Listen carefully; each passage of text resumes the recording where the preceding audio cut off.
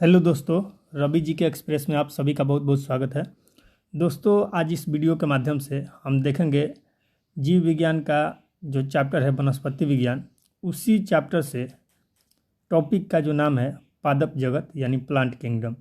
तो वही हम आज देखेंगे और जानेंगे इसके बारे में। ट्रिक के माध्यम से बिल्कुल आसान आपको लगेगा, एक एक टर्म आपको समझ में आएगा आसानी से। और वीडियो में अंतिम तक बने रहिएगा, स्किप मत कीजिएगा, नहीं तो फिर बीच में गड़बड़ हो जाएगा। लास्ट तक देखिएगा, आपको इतना अच्छा से समझ में आएगा कि आज तक हमारा दावा है कि आप नहीं इस तरह से पढ़े होंगे। तो चलिए हम वीडियो का स्टार्ट करते हैं। और आपसे बता दें कि यदि आप चैनल पर नए हो तो चैनल को सब्सक्राइब कर लीजिए और बेल आइकन प्रेस कर लीजिए, ताकि जब भी हम वीडियो अपलोड करें आपको सबसे पहले नोटिफिकेशन मिले। ठीक है दोस्तों, चलिए हम चलते हैं टॉपिक पे। तो दोस्तों, ये जो प्लांट किंगडम है यानी पादप जगत, ये वनस्पति विज्ञान के अंतर्गत आता है, यानी बोटनी के अंतर्गत आता है। तो सबसे पहले हमको जानना उचित होगा कि बोटनी किसे कहते हैं, यानी वनस्पति विज्ञान किसे कहते हैं। तो कॉपी कलम ले लीजिएगा, पेन ले लीजिएगा, यदि आपको नोट करना होगा तो जितना भी बात बोलेंगे सब अपने आप में महत्वपूर्ण है, नोट भी करते जाइएगा। तो बोटनी यानी वनस्पति विज्ञान किसे कहा जाता है।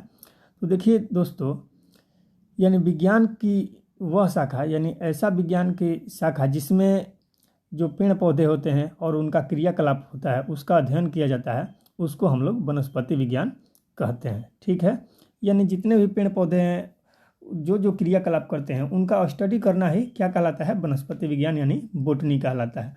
ठीक है, इसमें जंतु का अध्ययन नहीं किया जाता है, केवल वनस्पति का यानी पेड़ पौधों का अध्ययन किया जाता है बोटनी में। ठीक है, चलिए अब नेक्स्ट चीज़ और रहा कि यदि वनस्पति विज्ञान का बात आया है तो इसके यानी वनस्पति विज्ञान के जनक किसे कहते हैं, यानी फादर ऑफ बोटनी, तो वो थियोफ्रेस्टस को कहा जाता है। किसको? थियोफ्रेस्टस उनका नाम है। ठीक है, अब उनका नाम लिख देते हैं यहाँ पे, आपको यदि दिक्कत होगा तो। वनस्पति विज्ञान के जो जनक हैं उनका नाम है थियोफ्रेस्टस।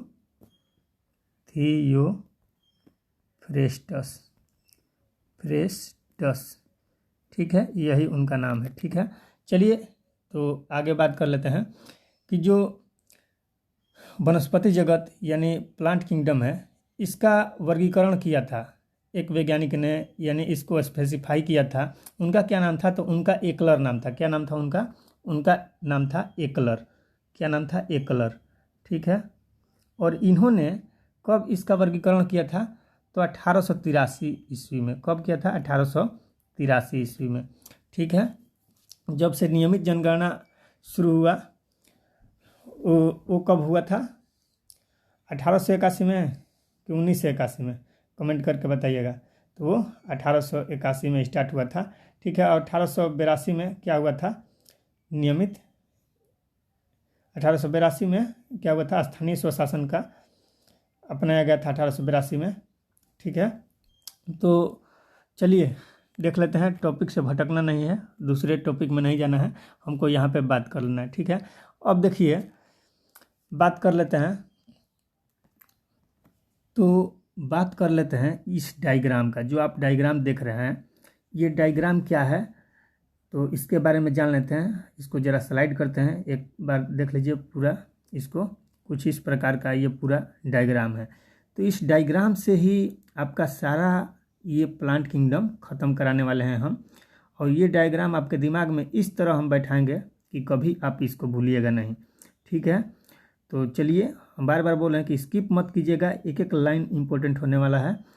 तो चलिए, और यदि आपको वीडियो देखने के बाद लगे कि हाँ लाइक करने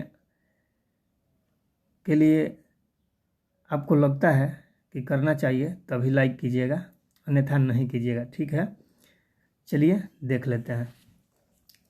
तो देखिए दोस्तों, यहाँ पे सबसे पहले हम लिखे हैं पीके। क्या लिखे हैं? पीके। यहाँ पे आप देख सकते हैं, यहाँ पे लिखा गया है पीके। ठीक है, तो इस पीके का मतलब क्या होता है? तो पीके का मतलब होता है वो पीके नहीं जो आमिर खान बनाया था। इस पीके का मतलब होता है, पी से हो जाएगा प्लांट, पी से क्या हो जाएगा? प्लांट, जो कि आप देख रहे हैं, और के से हो जाएगा किंगडम, यानी प्लांट किंगडम यानी पादप जगत।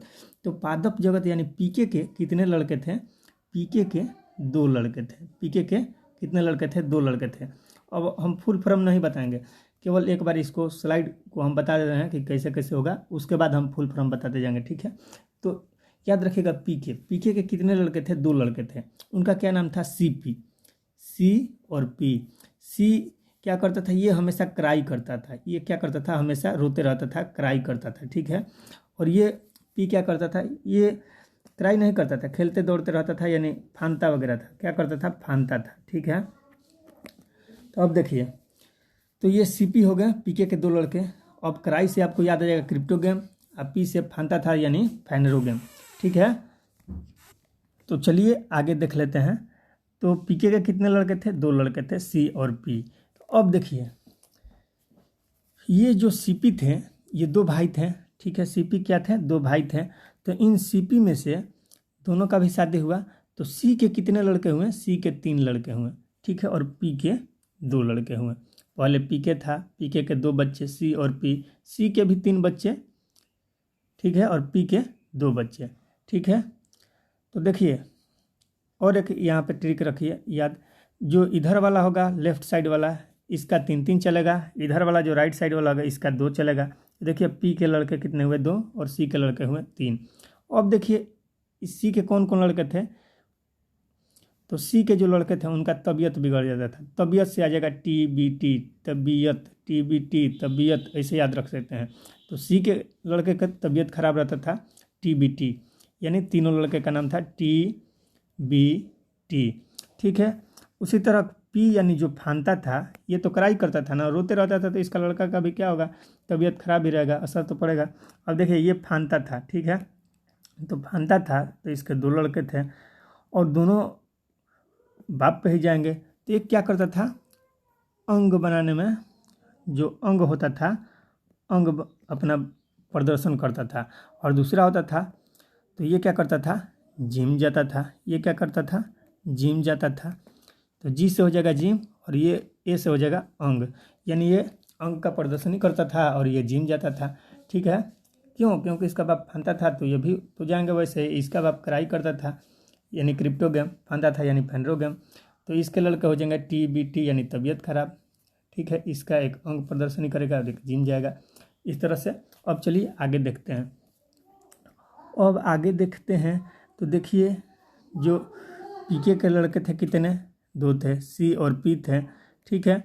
उसमें से सी क्राई करता था, उसके लड़के 3 हो गए, जिसका तबीयत खराब, तो TBT। तब देखिए टी से यहाँ पे ट्रिक क्या होगा? थैला बड़ा टेढ़ा है, थैला बड़ा टेढ़ा, थैला बड़ा टेढ़ा से यहाँ पे ट्रिक हो जाएगा। जो सी के लड़के थे तबीयत खराब रहता था, तो इसको बोलेंगे तबीयत खराब या थैला बड़ा टेढ़ा, टेढ़ा, ठीक है, टेढ़ा, ठीक है। तो टी से हो जाएगा थैला, बी से हो जाएगा बड़ा, टी से हो जाएगा टेढ़ा, यानी तबीयत खराब यानी थैला बड़ा टेढ़ा, ऐसा भी बोल सकते हैं। जैसे ही थैला आपको याद आएगा, तो थैला से हो जाएगा थैलोफाइटा, थैला से हो जाएगा थैलोफाइटा, बड़ा से हो जाएगा ब्रायोफाइटा, टेढ़ा से हो जाएगा टेरिडोफाइटा, यानी थैला से क्या हो जाएगा? थैलोफाइटा, थैलोफाइटा, ठीक है। बड़ा से हो जाएगा ब्रायोफाइटा, ब्रायोफाइटा, ठीक है। और टेढ़ा से क्या हो जाएगा? टेरिडोफाइटा, क्या हो जाएगा? टेरिडोफाइटा, ठीक है। जरा ध्यान से देखते जाइए, इसको स्किप मत कीजिएगा, देखिएगा। एक बार आप देख लेंगे, दोबारा आपको देखने का जरूरत नहीं पड़ेगा, इतना अच्छा से समझ में आ जाएगा कि आप भूलिएगा नहीं, ठीक है। चलिए आगे देखते हैं। तो सी के लड़के हो जाएंगे तबीयत खराब, यानी थैला बड़ा टेढ़ा, यानी टेरिडोफाइटा, ब्रायोफाइटा और थैलोफाइटा, ब्रायोफाइटा और टेरिडोफाइटा। थैला बड़ा टेढ़ा, थैलोफाइटा, ब्रायोफाइटा, टेरिडोफाइटा। अब इधर देखिए, ये तो अंग बनाता था पी का, यानी जो फानता था उसका लड़का फेंडोगम का अंग बनाता था, और ये जिम जाता था। तो अंग से हो जाएगा एंजियोस्पर्म, क्या हो जाएगा? ये अंग था ना, तो अंग से हो जाएगा एंजियोस्पर्म, क्या हो जाएगा? एंजियोस्पर्म। जी से हो जाएगा जिम्नोस्पर्म, क्या हो जाएगा? जिम्नोस्पर्म। इसको एंजियोस्पर्म को हिंदी में लिख देते हैं एंजियोस्पर्म, और ये हो जाएगा जी से जिम्नोस्पर्म, क्या होगा? जिम्नोस्पर्म। ठीक है, तो एंजियोस्पर्म को क्या बोलते हैं? यानी एंजियोस्पर्म उसे कहा जाता है जिसमें मतलब घेरा के भीतर बीज ना रहे, यानी अनावृत बीजी। यानी अनावृत बीजी किसे कहते हैं? यानी एक वृत्त ले लिए, यानी अन मतलब नहीं, यानी वृत्त के अंदर जिसमें बीज नहीं रहे उसी को अनावृत बोलते हैं, या इसी को नग्न बीजी, यानी इसमें नग्न मतलब नहीं और बीजी जिसमें बीज नहीं रहे। और आवृत बीजी किसे बोलते हैं? यानी वृत्त के अंदर बीज रहे उसको आवृत बीजी या जिम्नोस्पर्म बोला जाता है। ठीक है, तो देखिए, सॉरी दोस्तों, यहाँ हम थोड़ा उल्टा बोल दिए।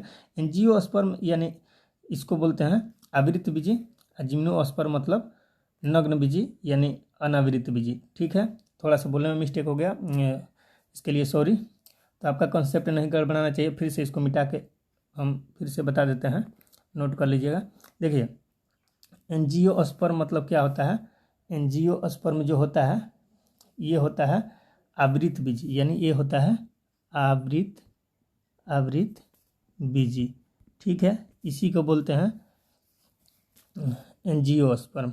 ठीक है, और यानी बीज जो रहेगा इसके वृत्त के अंदर रहेगा, यानी वृत्त कहने का मतलब क्या आ गया? वृत्त के रूप में क्या रहेगा? फल रहेगा, यानी जिसके फल के अंदर बीज रहता है उसको आवृत बीज बोलते हैं या एंजियोस्पर्म। जिम्नोस्पर्म यानी जिम्नोस्पर्म मतलब क्या होता है? अनावृत बीजी, अनावृत बीजी, यानी इसको नग्न बीजी भी बोला जाता है, नग्न बीजी।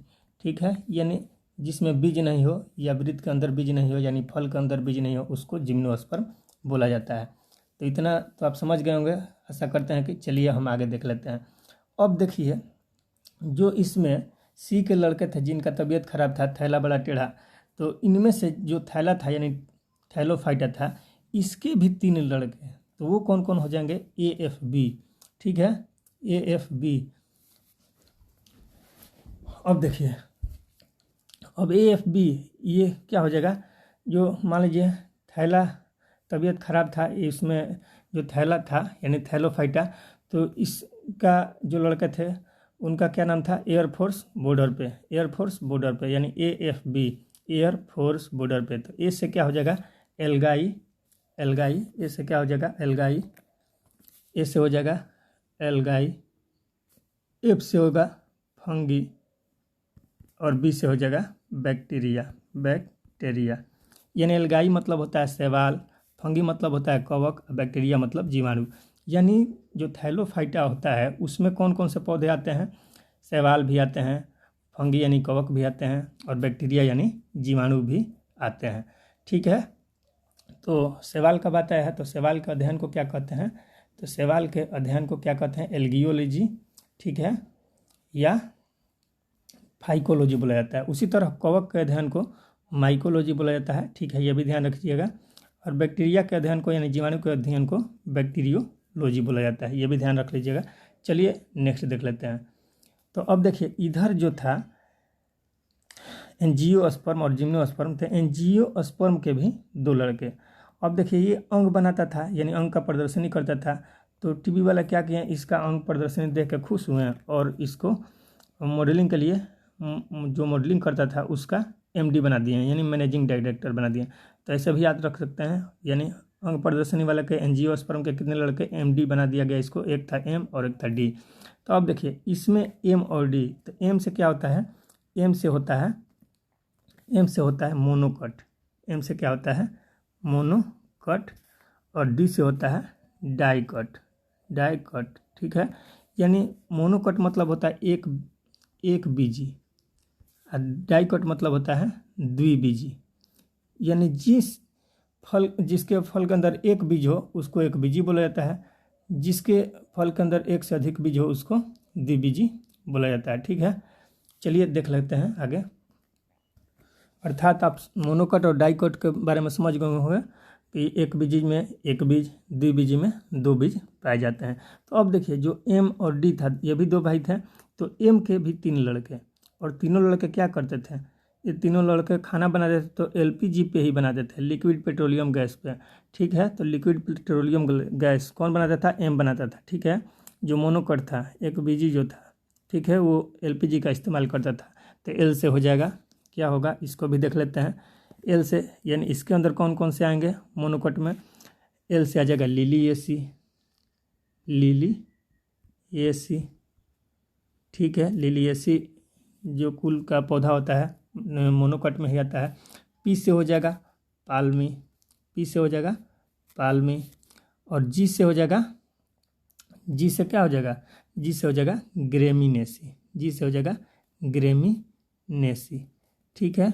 तो अब जरा देख लीजिए कि लिलिएसी में कौन कौन आता है, इसको लिखेंगे नहीं, बता देते हैं, आप नोट कर लीजिएगा। लिलिएसी में लहसुन और प्याज, लिलिएसी में क्या आता है, लहसुन और प्याज आते हैं लिलिएसी कुल में।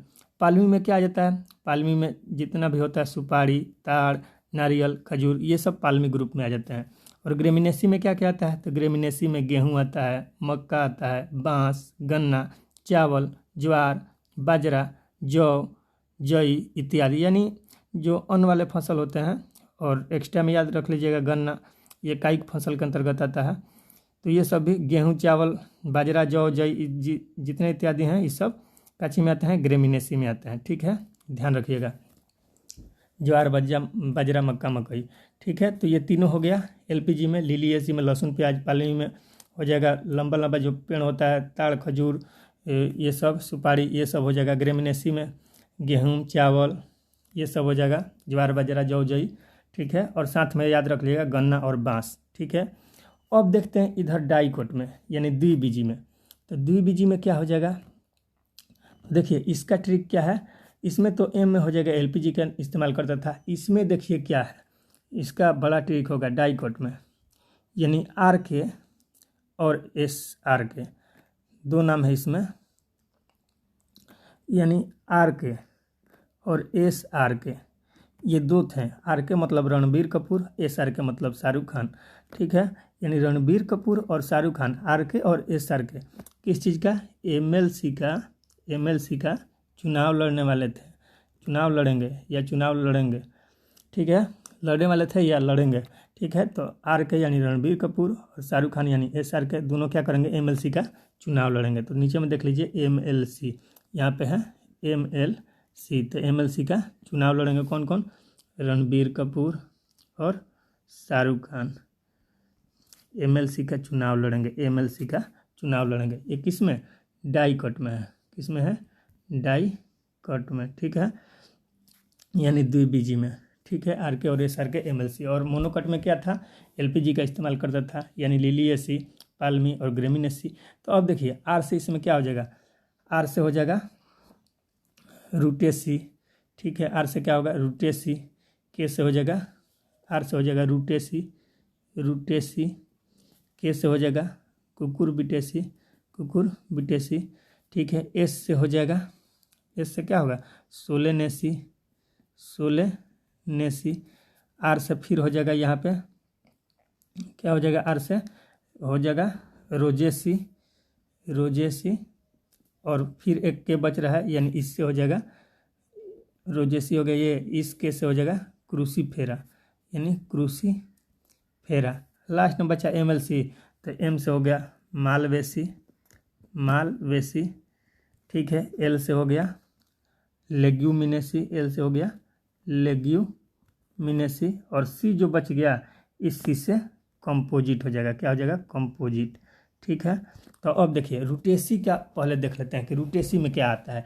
ये जो रूटेसी है, रूटेसी, इसमें देख लेते हैं कि क्या आएगा। तो रूटेसी में कौन कौन से आ जाएंगे पौधे या फल जो होंगे, तो उसको देख लेते हैं एक बार, ठीक है। तो रूटेसी में जितने भी खट्टे फल वगैरह होते हैं वो सारे आ जाते हैं।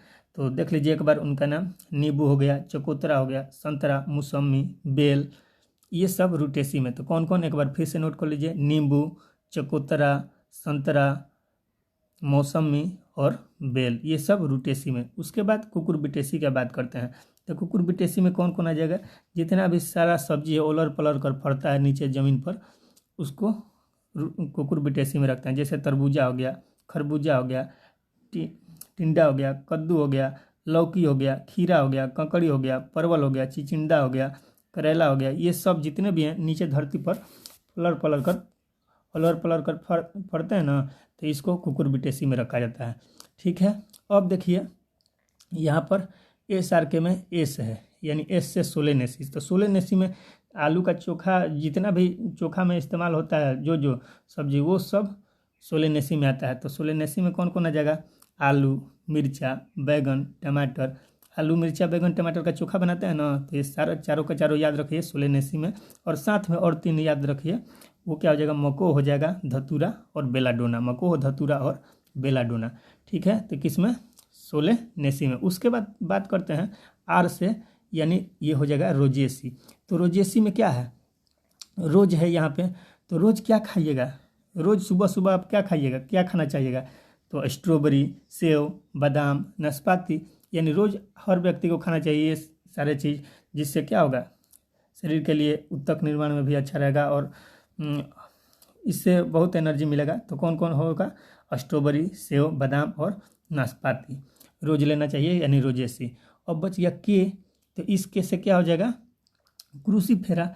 तो क्रूसीफेरा में याद रखिए मूली, सलजम और सरसों। मूली, सलजम और सरसों। क्रूसीफेरा में मूली, सलजम और सरसों। बच गया। और एमएलसी का एम हो गया, तो एम में आता है मालवेसी। एम में आता है मालवेसी। तो इसमें देखिए प्रमुख जो सब्जियां हैं वो, या जो जो इसमें पौधे आएंगे तो फल फूल, तो वो देख लीजिए क्या होता है। तो इसमें कपास होता है, भिंडी होता है और गुड़हल। गुड़हल अड़हुल फूल को हम लोग भोजपुरी में अड़हुल कहते हैं, तो वही गुड़हल है। तो कपास, भिंडी और गुड़हल ये सब मालवेसी में आएंगे।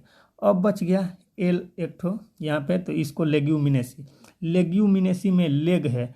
तो देखिए लेग में क्या होता है? कांटा चुभ जाता है। तो जितने कांटे वाले वृक्ष रहेंगे इसमें आएंगे, और साथ में अन्य भी आएंगे, तो उसको भी जानेंगे।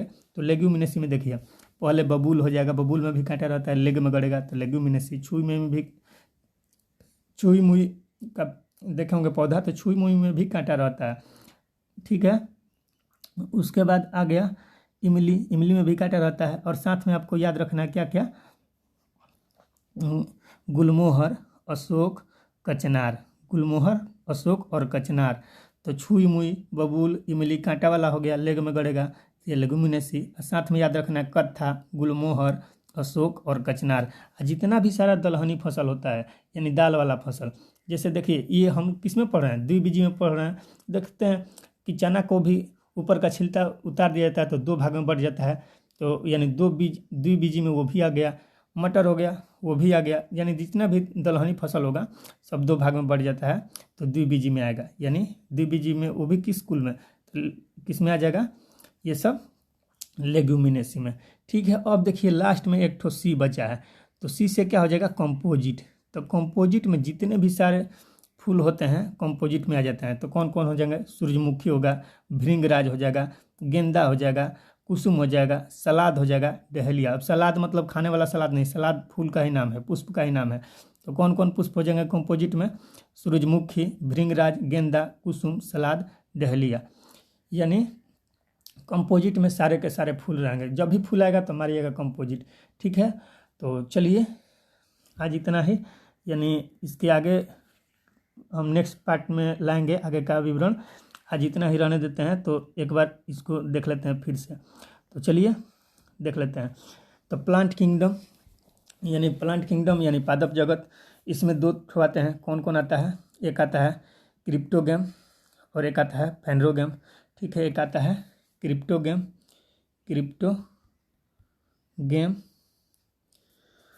और एक आता है फेनरोगेम।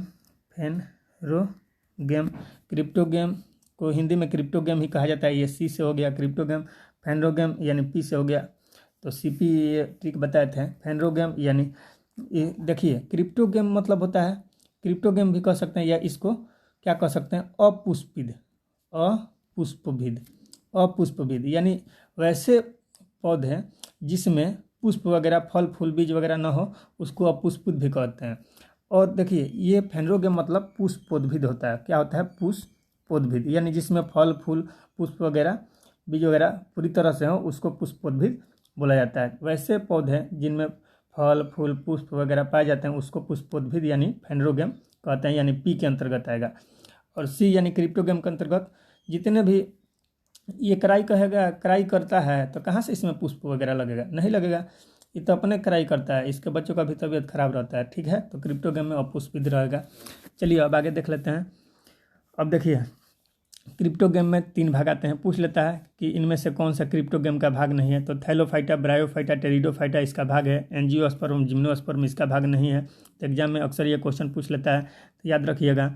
चलिए देख लेते हैं। तो वनस्पति जगत का सबसे बड़ा समूह भी होता है थैलोफाइटा, देखिए।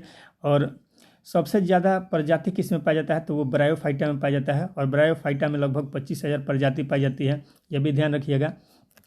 यही जो ब्रायोफाइटा है इसमें लगभग 25,000 प्रजाति पाई जाती हैं। और जो टेरिडोफाइटा है इसके बारे में भी जानेंगे। तो पहले देख लेते हैं इसको थोड़ा सा, थैलोफाइटा के बारे में। तो थैलोफाइटा क्या है इसके बारे में जान लीजिए कि वनस्पति जगत का सबसे बड़ा समूह है ये थैलोफाइटा। वनस्पति जगत का सबसे बड़ा समूह है। शरीर इसका सुकाय होता है, अर्थात पौधे जड़, तना और पत्ती में विभक्त नहीं होते हैं। और सबसे बड़ा चीज़ है कि इसमें संवहन ऊतक नहीं होता है। इसमें भी संवहन ऊतक नहीं होता है और इसमें भी संवहन ऊतक नहीं होता है। संवहन ऊतक मतलब जाइलम और फ्लोएम ये सब नहीं होते हैं। लेकिन जो टेरिडोफाइटा होता है इसमें संवहन ऊतक होता है, परंतु इसमें जो जाइलम होता है उसमें वेसेल और जो फ्लोएम होता है उसमें सहकोशाएं नहीं होती है। टेरिडोफाइटा में क्या होता है, इसमें संवहन ऊतक होता है, लेकिन संवहन ऊतक में जो जाइलम और फ्लोएम होते हैं, तो जाइलम जो होता है जो जल का निर्वहन करता है पौधों में, उसमें क्या होता है कि संवहन ऊतक होने के बावजूद भी जाइलम में वेसेल नहीं होता है और जो फ्लोएम होता है उसमें सहकोशाएं नहीं होता है। किसमें? टेरिडोफाइटा में। ठीक है, ब्रायोफाइटा के बारे में तो जान ही गए कि ब्रायोफाइटा में क्या होता है, 25,000 इसमें प्रजाति पाई जाती हैं। संवहन ऊतक इसमें नहीं होता है, यानी जाइलम और फ्लोएम नहीं होता है। सबसे सरल स्थलीय पौधा का ग्रुप इसी में आता है, ब्रायोफाइटा में ही। स्फेगनम नामक जो मॉस होता है वो भी ब्रायोफाइटा के अंतर्गत ही आता है। ठीक है, और स्फेगनम नामक जो मॉस होता है उसका प्रयोग कहाँ किया जाता है, जो कि ब्रायोफाइटा के अंतर्गत ही आता है। तो ये एक प्रकार का मांस है स्फेगनम, और ईंधन के रूप में भी इसका प्रयोग किया जाता है। फिर बात करें इसके बारे में, स्फेगनम के बारे में, तो ये स्वयं के भार से 18 गुना अधिक पानी सोखता है। इसी में आता है स्फेगनम। क्या? स्फेगनम, यानी ये स्वयं के भार से 18 गुना अधिक पानी को भी सोखता है। ठीक है, और ईंधन के रूप में भी प्रयोग किया जाता है। और बात कर लें तो पौधों को एक जगह से दूसरे जगह ले जाते समय माली इसका प्रयोग करते हैं, इसी स्फेगनम का। ठीक है, क्योंकि ये अपने स्वयं के भार से 18 गुना अधिक पानी सोख लेता है, यही स्फेगनम। ठीक है, तो आशा करते हैं कि आपको सारा चीज़ समझ में आ गया होगा। तो चलिए अब देख लेते हैं आगे। इसमें ये AFB जो हो गया एल्गाई यानी शैवाल, और फंगी F से, और B से बैक्टीरिया। तो एल्गाई यानी शैवाल के बारे में तो आप जानते ही हैं, शैवाल का अध्ययन भी हमने अभी बता दिया। फंगी यानी कवक के बारे में जानते ही हैं। और बैक्टीरिया हो गया, ये बैक्टीरिया यानी जीवाणु जिसका खोज लीवेनहुक ने किया था। ठीक है, और इसके अध्ययन को बैक्टीरियोलॉजी कहते हैं, ये भी आप जान ही गए। अब शैवाल पर और कवक पर और जो बैक्टीरिया है इस पर विस्तृत वीडियो हम आगे वाले वीडियो में लाएंगे। तो चलिए देख लेते हैं अभी इधर का पार्ट, यानी इधर का तो हो गया, अब इधर देख लेते हैं। यानी पीके के 2 बचे थे, पी, तो फेंड्रोगेम के बारे में देख लेते हैं। फेंड्रोगेम यानी पुष्पोद्भिद, यानी इसमें पुष्प वगैरह फल फूल सब लगेंगे। ठीक है, यानी समूह के सभी पौधों में फल फूल और बीज होते हैं ये फेंड्रोगेम में। और समूह में पौधे पूर्ण विकसित भी होते हैं फेंड्रोगेम में। इसमें कौन कौन आ जाएगा? एंजियोस्पर्म और जिम्नोस्पर्म। ठीक है, ये आवृत्त बीजी होता है। एंजियोस्पर्म जो होता है ये क्या होता है? आवृत्त बीजी होता है। ये अनावृत्त बीज होता है, यानी नग्न बीजी भी होता है ये जिम्नोस्पर्म। ठीक है, अब देखिए आवृत्त बीजी जो हो गया एंजियोस्पर्म, इसके बारे में जान लीजिए कि इसमें बीज फल के अंदर होता है। आवृत्त बीजी में बीज फल के अंदर होता है, अभी बताएं। यानी आवृत्त कहने का मतलब वृत्त, यानी यही फल हो गया, वृत्त ही फल हो गया, इसके फल के अंदर में बीज होगा। ठीक है, एक ये चीज़ हो गया। और इसमें क्या होगा? पेड़, पत्ती, फूल, फल एवं सभी पूर्ण विकसित होते हैं, बीज भी। ठीक है, अब जिम्नोस्पर्म हो गया, इसमें क्या होता है? इसमें बीज जो होता है फल के अंदर नहीं रहता है, इसीलिए इसको अनावृत बीजी बोलते हैं, यानी नग्न बीज भी बोला जा सकता है। अब इसके बारे में जान लीजिए कि जिम्नोस्पर्म में क्या होता है कि जगत का, यानी किंगडम का सबसे, इस जगत का सबसे ऊंचा जो पौधा होता है सिकोया, जिसकी ऊंचाई 420 मीटर होती है लगभग, वो इसी में पाया जाता है। किस में? जिम्नोस्पर्म कुल का ही पौधा है, ठीक है। और जगत का सबसे छोटा पौधा भी जो जेमिया पिग्मिया है, इसी जिम्नोस्पर्म में ही आता है, ठीक है। यानी अनावृत बीजी कहिए या नग्न बीजी पौधा, सबसे छोटा कौन होगा? जेमिया पिग्मिया। और नग्न बीजी या अनावृत बीजी सबसे ऊंचा पौधा कौन हो जाएगा? तो सिकोया हो जाएगा, जिसकी ऊंचाई 420 मीटर होती है। और जान लीजिए जिम्नोस्पर्म के बारे में, पौधा वृत्त और झाड़ी के रूप में होते हैं इस कुल के पौधे जिम्नोस्पर्म के, ठीक है। वृक्ष और झाड़ी के रूप में होते हैं। और क्या है कि जो जिम्नोस्पर्म के पौधे होंगे, इसमें क्या होता है? मुख्यतः लकड़ी वाले पौधे यानी काष्ठीय पौधे होते हैं इसमें, और बहुवर्षीय और लंबे होते हैं, यानी बहुत वर्ष तक रहते हैं और लंबे लंबे पौधे होते हैं, ठीक है। जैसे सागवान, शीशम, इस सब भी इसी में आ जाएगा एक तरह से। देखिए नेक्स्ट आ जाएगा इसमें कि मूसला जड़ पूर्ण विकसित होती है। जो जिम्नोस्पर्म होता है इसमें मूसला जड़ जो होती है, मूसला जड़ें यानी रूट जो होता है, वो भरपूर विकसित होता है, यानी डेवलप करते रहता है। और इसमें परागण कैसे होता है? तो परागण इसमें वायु द्वारा होता है, और वायु द्वारा परागण को क्या कहते हैं? एनिमोफिली कहा जाता है। ये भी ध्यान में रखिएगा, ठीक है। और जितने भी मरुद्भिद पौधा होते हैं यानी जीरोफाइट जो कहलाते हैं, वो भी जिम्नोस्पर्म के अंतर्गत ही आते हैं, ठीक है। तो ये सारा चीज़ जान लिए आप। चलिए अब आगे देख लेते हैं। अब आगे है इसमें एम और डी है, यानी एंजियोस्पर्म में जो आवृत बीजी है, इसमें मोनोकोट और डाइकोट आता था, यानी एक बीजी और द्विबीजी। एक बीजी यानी जिसमें एक बीज होता है, द्विबीजी यानी जिसमें दो बीजी होता है। तो मोनोकोट यानी एक बीजी में ये एलपीजी भरवाता था गैस। तो एल से हो जाएगा लिलियेसी, लहसुन और प्याज। पी से होगा पालमी, खजूर, ताड़, नारियल, ये सब आ जाएंगे। और जी से हो जाएगा ग्रेमिनेसी यानी गेहूँ, चावल, मक्का, ज्वार, जौ, जई, ये सब आ जाएंगे। और साथ में गन्ना और बांस भी आ जाएगा। इधर देख सकते हैं डाइकोट में, यानी जिसमें द्विबीजी है, इसमें रणबीर कपूर और शाहरुख खान एमएलसी का चुनाव लड़ रहे थे। तो आर से हो जाएगा, आर से हो जाएगा रूटेसी, आर से हो जाएगा क्या? रूटेसी। के से हो जाएगा कुकुरबिटेसी। रूटेसी में बताए थे कि खट्टे फल, नींबू, चकोतरा, संतरा, मौसमी, बेल। कुकुरबिटेसी में बताए थे तरबूज, खरबूज, जितने भी ओलर पलर का सब्जी फलता है वो सब आ जाएगा। एस आर के यानी शाहरुख खान, तो इसमें एस से क्या हो जाएगा? सोलेनेसी। जितने भी चोखा वाला अभी बताए थे कि चोखा जो खाते हैं आप, तो उसमें क्या रहता है? आलू, मिर्चा, टमाटर, बैगन, और साथ में मकोई, धतूरा, बेलडोना, ये सब आ जाएगा, ठीक है। अब देखिए फिर आ जाएगा एस आर के में आर है, तो आर से क्या हो जाएगा? आर से हो जाएगा आपका रूटेसी यानी खट्टे फल, नींबू, चकोतरा, ठीक है।